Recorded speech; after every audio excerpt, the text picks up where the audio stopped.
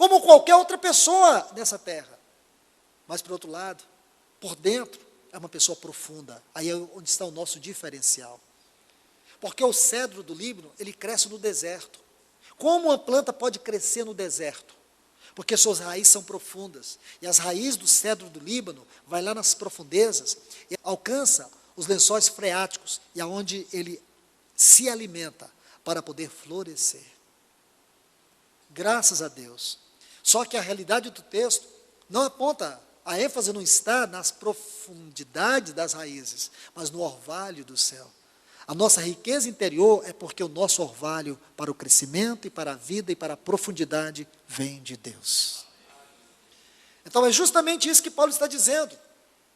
Nós precisamos ter uma vida profunda, mas também uma vida firme. No nosso interior, vida profunda.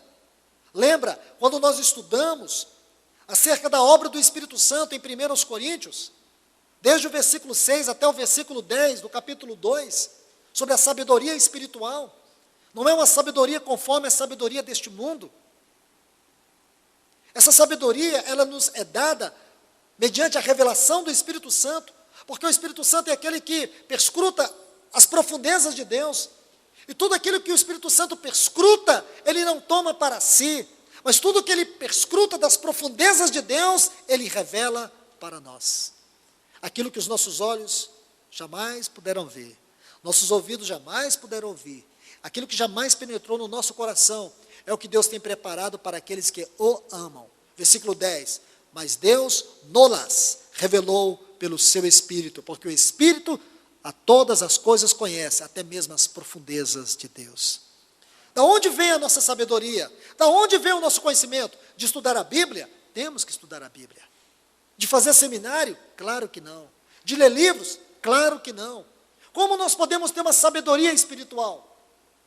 Por que que muitos irmãos leem a Bíblia, leem livros, e não conseguem tocar uma sabedoria espiritual? São superficiais na revelação, porque eles têm confiado seu conhecimento, a sua sabedoria, nos seus instintos naturais, nos seus sentidos naturais.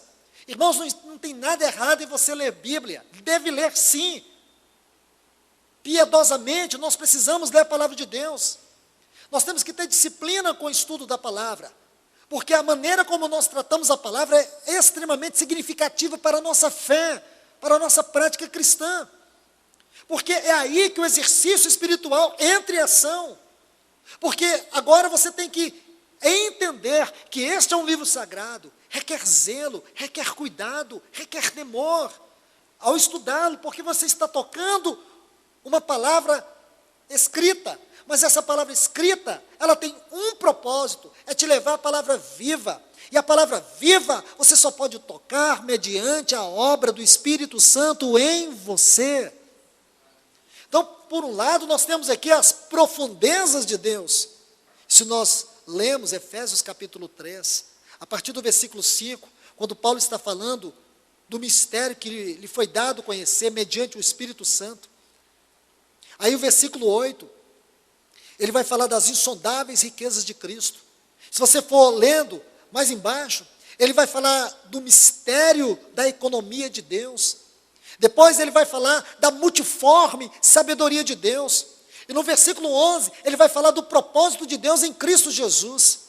Então, o mistério da economia de Deus, a multiforme sabedoria de Deus e o propósito eterno de Deus em Cristo, tudo isso compreende todo o conteúdo das insondáveis riquezas de Cristo. Então, por um lado, nós temos que ter uma vida que toque as profundezas de Deus. Por outro lado, nós temos que ter uma vida que toque as insondáveis riquezas de Cristo. Mas como podemos fazer isto? Por nós mesmos? Não. Paulo vai dizer no versículo 5, mediante o Espírito de Deus. Paulo vai dizer no versículo 10 de 1 Coríntios, capítulo 2, mediante o Espírito Santo de Deus. Nós dependemos dele para ter uma vida profunda. Então, isso significa ter uma vida arraigada em Cristo Jesus. Essa vida no seu interior, ela tem que ser profunda, mas no seu exterior, ela tem que ser firme. Agora, qual é a palavra que caracteriza esta profundidade e esta firmeza? Amor. Como você sabe que o irmão, ele é profundo? No seu amor. Como você sabe que o irmão é firme? no seu amor. Você quer conhecer a firmeza espiritual de uma pessoa? Veja se ele verdadeiramente ama.